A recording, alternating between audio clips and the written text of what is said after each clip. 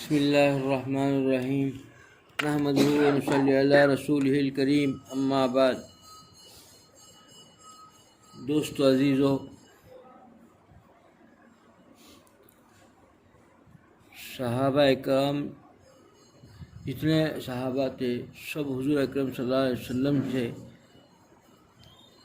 صحبت پائی، اور صحبت کی وجہ سے صحابہ کہا گیا، اور انہوں نے ایک ایک چیز اللہ کے نبی صلی اللہ علیہ وسلم سے ایسی معلوم کی جو ہمارے آنے قیامت کے صبح تک جتنے لوگ آئیں گے ان کے لیے ایک مشعل راہ بن گیا۔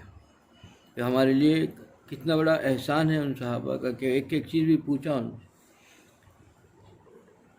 ایک صحابی حضور اکرم صلی اللہ علیہ وسلم کی خدمت میں حاضر ہوئے، پوچھا کہ ہمارے پیارے نبی صلی اللہ علیہ وسلم،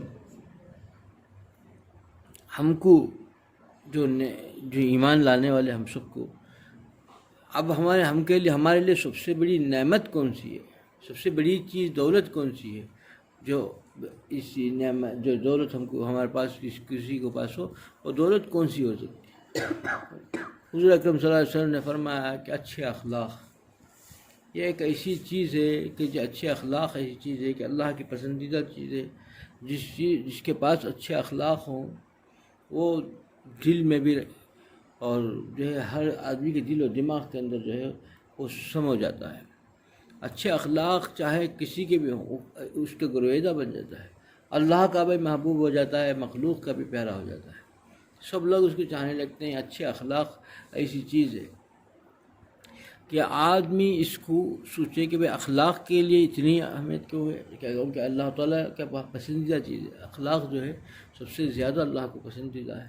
اللہ کے حبیب حضرت نبی کریم صلی اللہ علیہ وسلم کی محبوب چیز ہے کہ اچھے اخلاق ان کا طریقہ ہے۔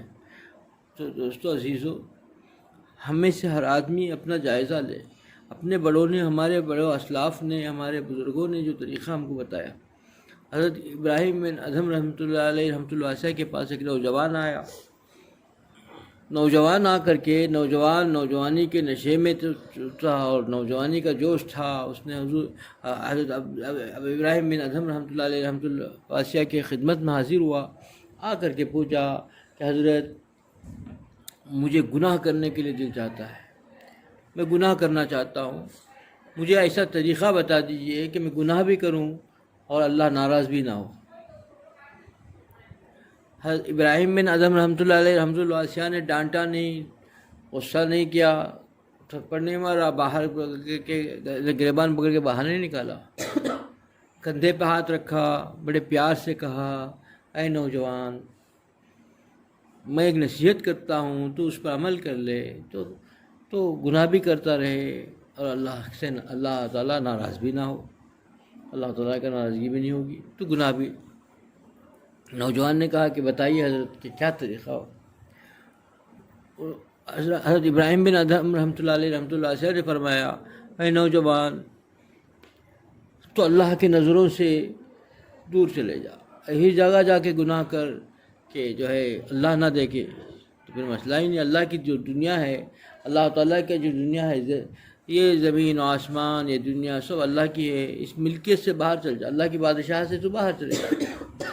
بادشاہ چلے گئے تو پھر اس کی قانون کیسا رہے گا؟ ہم اس کی بادشاہت میں ہی نہیں ہے، تو بادشاہ کی اللہ کا قانون کا ہمیں جو ہے، جب اللہ کے دنیا اللہ کی ہے اور اس میں رہ رہے ہیں تو اللہ تعالیٰ کی اطاعت کرنا ضروری ہے، اس کی شریعت کا مانگنا ضروری ہے۔ جب اللہ تعالیٰ کے جو دنیا سے ہی ہم دور چلے جائیں گے، یعنی دنیا نہیں ہے، اس کی جو ساری دنیا، زمین و آسمان سب سے دور، اللہ تعالیٰ کی جو ملکیت ہے، جو اللہ تعالیٰ کی بادشاہت ہے، وہاں تک نہ جائے۔ اللہ تعالیٰ کی بادشاہت جہاں ختم ہو جائے وہاں جا کے تم گناہ کر لینا۔ تو نوجوان نے کہا کہ ایسا ہو ہی نہیں سکتا، یہاں سے زمین سے آسمان سے کہیں بھی اللہ تعالیٰ کی ملکیت سے تو میں باہر جا ہی نہیں سکتا، میں کیسے ہو سکتا ہے، ممکن ہی نہیں ہے۔ تو پھر کہا کہ کام کر، یوں کر لے کہ تو جو ہے اللہ تعالیٰ کی جو اللہ تعالیٰ کی جو یہ اناج ہے، کھانا ہے، غذا ہے، یہ اللہ تعالیٰ کی نعمت ہے، نعمت کھا جو ہے اللہ تعالیٰ کی ہے، اس کو مت کھا، جو اللہ تعالیٰ نے دیا ہے اس کو مت کھا، تو اپنے طور پر کوئی چیز ایسی تیار کر لے جو اللہ کی نعمت کو مت کھا۔ ٹھیک ہے، اللہ تعالیٰ کی نعمت تو کھائے گا تو منعم ذات نعمتوں کو کھا کر کے پھر اس کی کیسا احسان، اس کا احسان ہو گیا تو اس پر تو احسان فراموشی کیسے کر سکتا، اس کے گناہ کیسے کر سکتا؟ اس لیے تو اللہ تعالیٰ کی جو ہے کوئی نعمت کو مت کھا، اللہ تعالیٰ کی کوئی اناج و غذا نہ کھا، تو اپنی غذا تو اپنے طور پر جا کوئی غذا ہی کھانا کو کہا کہ حضرت ایسے تو ہو نہیں سکتا، میں جی نہیں سکتا، تو پھر میں تو ایسا بغیر کھائے کیسے رہ سکتا ہوں، تو میں رہ نہیں سکتا۔ تو پھر نے کہا کہ اچھا ایک کام کر لے، یہ نہیں کر سکتا تو ایک کام کر لے، جب موت کا فرشتہ آ جائے تجھے تو موت کا فرشتے سے کہنا رک جا، میں اللہ سے معافی مانگ لوں، اللہ تعالیٰ سے توبہ کر لوں، سچے دل سے توبہ کر کے اللہ سے گر گڑا کر کے معافی مانگ لوں گا، میرے سارے گناہ معافی کرا لوں گا، تو اللہ تعالیٰ سے معافی کر لو، اس کے بعد میرا جو ہے جان لے لینا۔ تاکہ یہ تو ہو ہی نہیں سکتا، کہاں کب آ جائے موت، کس جگہ آ جائے، کس لمحے آ جائے کسی کو پتہ نہیں، اور آ جائے تو ایک لمحے کی مہلت نہیں ہوگی، پھر یہ کیسے ممکن ہے؟ تو کہا کہ نوجوان سوچ کہ جو نعمتوں سے نواز رہا ہے، جس کے سلطنت میں ہم لوگ ہیں، اور اس کے ایک ایک لمحہ بھی اس منعم کے احسان میں ہم ڈوبے ہوئے ہیں، کیسے ہم گناہ کر سکتے ہیں؟ سمجھانے کا انداز تھا، یہ اخلاق تھے۔ ابراہیم بن آدم رحمۃ اللہ علیہ نے اس نوجوان کی آنکھ کھول دی، وہ کہا تھا کہ میں گناہ کروں، اللہ تعالیٰ میں گناہ کرنے کو دل چاہتا ہے، میں ہمیشہ گناہ بھی کروں، اللہ بھی ناراض نہ ہو، ایسے انداز سے سمجھا دیا۔ کیا وہ مرنے تک پھر بھول ہی نہیں سکتا ہے سبق، ایسا سبق کہ مرنے تک بھول ہی نہیں سکتا۔ یہ اخلاق، یہی چیز اصل تھی۔ دیکھیے کہ جب اخلاق بن گئے تو اخلاق جو بن گئے تو زندگی ایسی بدلتی ہے کہ وہ سب کچھ اسی کا، اس کے بدل، اس کے لیے اس سے بڑھ کر کچھ نہیں، اور اسے عجیب اخلاق بن گئے، اور اخلاق کی وجہ سے کسی سے پیار ہو گیا، محبت بھی ہو گئی نا، پھر اس کے لیے سب کچھ فدا کر دیتا ہے۔ انسان سوچتا ہے کہ وہ کر ہی نہیں سکتا، وہ منعم ذات ہو گئی، منعم کا کیسا اللہ کی نافرمانی کرے گا؟ ایسے واقعہ لکھا ہے کہ عمر رضی اللہ عنہ کے سلسلے میں کہ عمر رضی اللہ عنہ کے جو ہے اتنا خیال، حضور اکرم صلی اللہ علیہ وسلم نے فرمایا کہ معراج میں میں نے گیا، تب دیکھا جنت میں ایک بہت بڑا محل تھا، جس میں معلوم ہوا کہ یہ کس کا محل ہے، معلوم ہوا کہ عمر رضی اللہ عنہ کا محل ہے، جبرائیل علیہ السلام نے بتایا۔ تو میں اس میں داخل ہونا چاہا، پھر رک گیا کہ عمر جو ہے بہت غیرت ہے، میں بغیر اس کے کیسے اندر داخل ہو جاؤں، اس کے بغیر اجازت کے۔ میں آ گیا، جب حضور اکرم صلی اللہ علیہ وسلم نے عمر رضی اللہ عنہ سے بات کہی تو عمر رضی اللہ عنہ کے آنکھوں جب بہنے لگے، آنسو ایک دم جاری ہو گئے، روتے ہوئے کہا کہ اے پیارے نبی صلی اللہ علیہ وسلم، آپ سے بھی ایسی بات ہو سکتی، کیا میں ایسا کر سکتا ہوں؟ کیا میں کب ایسا سوچ سکتا ہوں آپ کے بارے میں؟ اتنا چاہنے والے حضور صلی اللہ علیہ وسلم پر۔ ایک واقعہ ہوا کہ بھائی پرنالہ جو ہے، وہ جو پرنالہ لگا ہوا تھا، وہ جو ہے وہ کعبۃ اللہ کی طرف، عباس رضی اللہ عنہ کا ایک پرنالہ تھا جو کعبۃ اللہ کی طرف کھلتا تھا تو پانی گرتا تھا، تو پرنالہ کو نکلوا دیا عمر خلیفہ جو خلافت کے وقت میں خلیفہ وقت نے، عمر رضی اللہ عنہ نے، عمر رضی اللہ عنہ کی خلافت میں انہوں نے کہا کہ بھئی یہ کیسے اللہ کے گھر میں جو ہے کسی کے گھر کا پانی آگے گر جائے، پرنالے سے پانی آگے گر جائے، نکال دو اس کو۔ نکال دیا۔ عباس رضی اللہ عنہ حاضر ہوئے عمر رضی اللہ عنہ کی خدمت میں، آ کے کہا کہ اے خلیفہ تھے اس وقت میں، عمر رضی اللہ عنہ نے کہا کہ امیر المومنین، یہ میں نے حضور اکرم صلی اللہ علیہ وسلم سے اجازت لے کر کے لگوایا تھا۔ جیسے ہی یہ بات لفظ سنی، کان میں پڑی بات، ایک دم عجیب کیفیت ہو گئی، گھبرانے لگے، کہا کہ فرمایا کہ اے عباس، میں کون ہوتا ہوں کہ حضور صلی اللہ علیہ وسلم اجازت دے اور میں نکلوانے والا؟ تم میرے کمر پر پیٹھ پہ، جب میں جھک جاتا ہوں کمر پیٹھ پہ چڑھے سوار، کھڑے ہو جاؤ، کھڑے ہو کر لگا دو۔ کہا کہ آپ کی اجازت کافی تھی، میں لگوا لوں گا، صرف آپ کی اجازت لینے کے لیے میں آیا تھا، امیر المومنین آپ اجازت دے دیں، یہی کافی ہے میرے لیے۔ نہیں کہا کہ میرے لیے چین نہیں ہوگا، اب میرا چین اڑ جائے گا، میں نے کیا کام کر دیا، کتنا بڑا کام کر دیا، میں نے انجانے میں ایسا کام کر دیا۔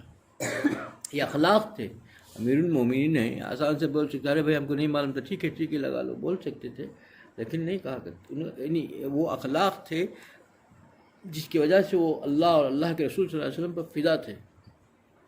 زندگیاں جب بن جاتی ہیں تو ہر چیز پر، اسی کے لیے جتنے ہمارے اللہ والے گزرے ہیں، اللہ کی ایک مخلوق کی بھی تکلیف برداشت نہیں ہوتی، چونٹی کو بھی تکلیف دینا گوارا نہیں کرتے، کوتا جس کو جو ہے نجس کہتے ہیں، جس کو خراب ہے جانور، اس سے بھی تکلیف نہیں گوارا نہیں ہوتا.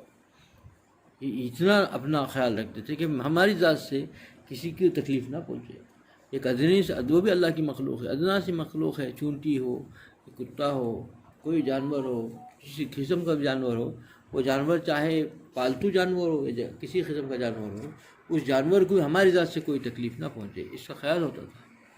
یہ اصل چیز ہے دوستو کہ اخلاق اللہ تعالیٰ کو سب سے پسندیدہ ہے. اسلام میں سب سے زیادہ چیز اہمیت اخلاق کی ہے. اخلاق جس کے درست ہو گئے وہ کامیاب ہو گیا، فلاح پا لیا، اللہ کا بھی پیارا بن گیا، اللہ کے رسول صلی اللہ علیہ وسلم کا بھی پیارا بنے گا. کیونکہ یہ جو ہے مکمل اللہ کے رسول صلی اللہ علیہ وسلم جو ہے اخلاق کا ایک پیکر تھے. ایک ایک ادا بھی ان کی اخلاق سے بھری ہوئی تھی. وہ انہوں نے ہم کو ایسی درس دے کے گئے، ایسا سمجھا کے گئے، اور ان کا پیارا چیز اور حضور اللہ کی پیاری چیز حضور صلی اللہ علیہ وسلم کی ادائیں وہی تھی. تو ہم کو ہر چیز پر دیکھنا چاہیے کہ ہمارا اخلاق کیا ہو، ہمارے بیوی بچوں کے ساتھ ہمارے اخلاق کیسے ہوں، دوست احباب کے ساتھ ہمارے اخلاق کیسے ہوں، حتیٰ کہ غیروں کے ساتھ ہمارا اخلاق کیسے ہوں. اپنوں سے چھوڑیے، غیروں کے ساتھ ہمارے اخلاق کیسے ہوں یہ دیکھنا چاہیے. اخلاق جتنا درست ہوں گے اتنا ہی اعمال کے اندر نکھار آ جائے گا. کیونکہ اخلاق کے ساتھ وہ جو ہے ہر چیز پر سوچے گا. جس کے اخلاق درست ہو گئے نا، وہ سوچے گا کہ بھئی میرے محسن کو اس چیز سے پسند ہے، اور محسن کے ایک ایک ادا پر جو ہے فدا ہو جائے گا، اس ایک ایک ادا کو بھی صحیح طریقے سے ادا کرنے کی فکر کرے گا. یہی چیز دوستو عزیزو عشق پیدا کر دیتا ہے. اخلاق جیسے آتا ہے، جتنا اخلاق نکھرتا ہے اتنا ہی اس کے اندر ایک محبت پیدا ہو جاتی ہے خدا اور خدا کے رسول صلی اللہ علیہ وسلم سے. دوستو عزیزو، ہم میں سے ہر آدمی ہر چیز کو تو طلب کرتا ہے لیکن اخلاق کو درست کرنے کی فکر نہیں کرتا. ساری چیزوں کو جو طلب کی فکر ہے. ہم تو نمازی پڑھتے ہیں، دیکھیے اخلاق چیز ایسی ہے کہ کوشش کر کے حاصل کرنی ہے، آدمی محنت کرنی پڑے گی. اب آدمی جو نمازی نہیں ہے، بالکل فجر نماز ہی نہیں پڑھتا، اور جا کے دیکھیے عمرے میں چلے گیا تو تہجد بھی نہیں چھوڑتا. 3:30 بجے جو ہے مدینہ پاک میں جو ہے پہلے اندر رہتے، دروازہ بند ہونے سے پہلے اندر رہتا ہو 3:30 بجے سے تہجد. لیکن نماز تو پڑھ لے گا. وہاں یہ ضروری نہیں ہے کہ اس کے اندر غصہ نہ آئے، اس کے اندر جو ہے کسی کو ستانا، ایذا رسانی کرنا، بدگوئی کرنا، بد زبانی کرنا، یہ بھی چلے گیا ہو، بدل گیا ہو، یہ نہیں ہوگا. یہ تو اخلاق سے ہوگا. اس پر محنت کرنی ہوگی. وہ نمازی تو بن گیا لیکن دل کی دنیا نہیں بدلتی. دل کی دنیا کے لیے محنت کرنا پڑے گا. دل کی دنیا ہی زبان سے جو نکلتی ہے وہ دل کی دنیا کا آئینہ ہے. ہاتھ سے جو کام ہوتے ہیں وہ دل کی دنیا کا آئینہ ہے. جو اس کی گفتار، اس کی نگاہیں، اس کے اعضاء جوارح کا جو حرکتیں ہیں وہ دل کی دنیا کے عکاسی کرتی ہیں، بتاتی ہیں کہ دل دنیا کیسی ہے، اس کی دل کیسا ہے اس کا. اس کے دل کی دنیا تو بدلنے کے لیے تو محنت کرنی ہوگی، کوشش کرنی ہوگی، اپنے اخلاق کو درست کرنا ہوگا.